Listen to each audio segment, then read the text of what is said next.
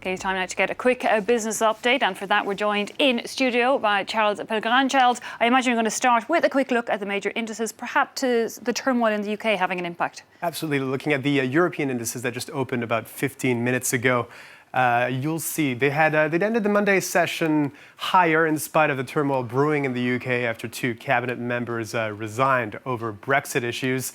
While this Tuesday, investors continued to put those concerns aside and looked ahead to corporate earnings. As you can see, the FTSE in London up by just under 0.2% and the Paris CAC 40 up by just over 0.2%. Well, let's move on to the Asian markets now. The main indices are generally following the tune set by Wall Street on Monday. The U.S. stocks sharply on the rise after higher than expected jobs data was released on Friday.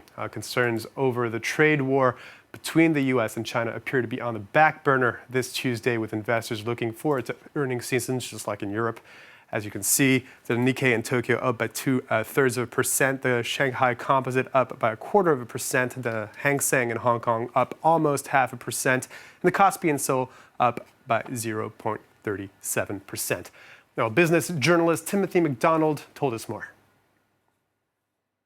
There was a very upbeat session on Wall Street. Both the Dow and the S&P 500 are surging as investors looked ahead to earnings seasons, with bank shares in particular jumping ahead of earnings reports, which should start to trickle in next week.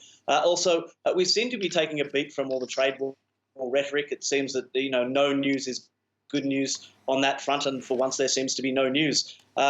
Traders, of course, are starting to think that perhaps trade wars aside, the market fundamentals aren't that bad after all. Asia seems to have taken its cues from Wall Street this morning. Most of the regional indexes are trading higher, with the possible exception of Australia and New Zealand. And as you said, Shanghai slipped just a smidge. Some of yesterday's losers have also clawed back some of their losses. For example, Nissan in Japan and the Chinese mobile maker Xiaomi, after a pretty poor debut in Hong Kong yesterday, is actually up quite a bit today.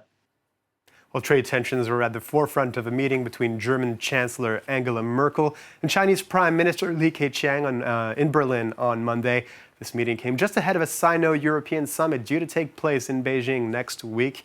Merkel expressed hope that this summit would take steps toward protecting investments and help prevent further global trade conflicts. She also signed a series of commercial agreements with the Prime Minister worth about $23.5 billion. Well, Georgina Robertson has a story. Multilateralism, not protectionism. That was the heart of the conversations between Angela Merkel and the Chinese Prime Minister Li Keqiang. In total, 22 agreements were signed between the two countries, worth 20 billion euros. As you must have noticed, China is strongly seeking to open up commercially.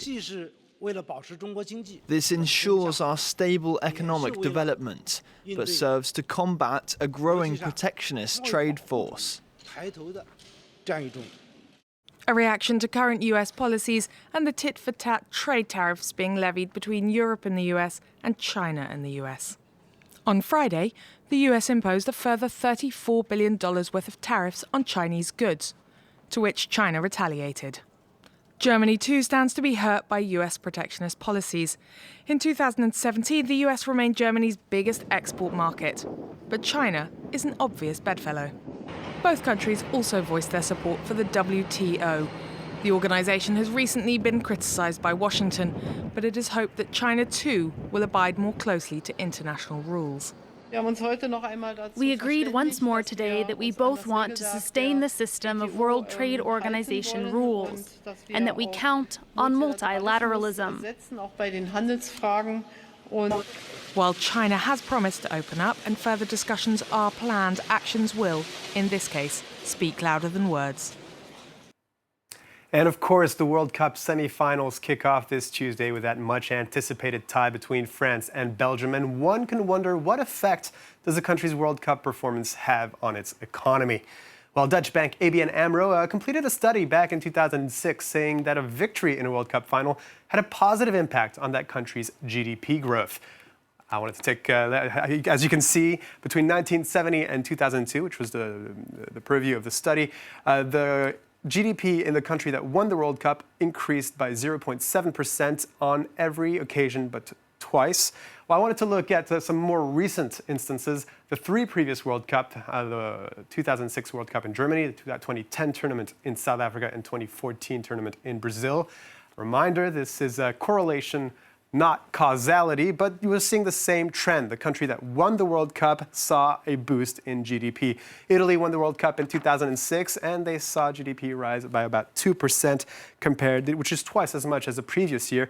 In 2010, in a really tough economic setting, Spain, which in 2009 experienced a drop in GDP of 3.5%, saw its GDP climb to just above 0%. So in tough circumstances, perhaps the World Cup helped GDP growth. And then in 2014, Germany saw GDP rise by 1.9% compared to 0.5% in 2013. Again, Yves, correlation, not causality, but there might be an effect, for example, on consumer spending. I think so. When we feel good, you don't think so much and you spend maybe a little bit easier than you might otherwise. Charles Belgren, thanks a lot for that business update.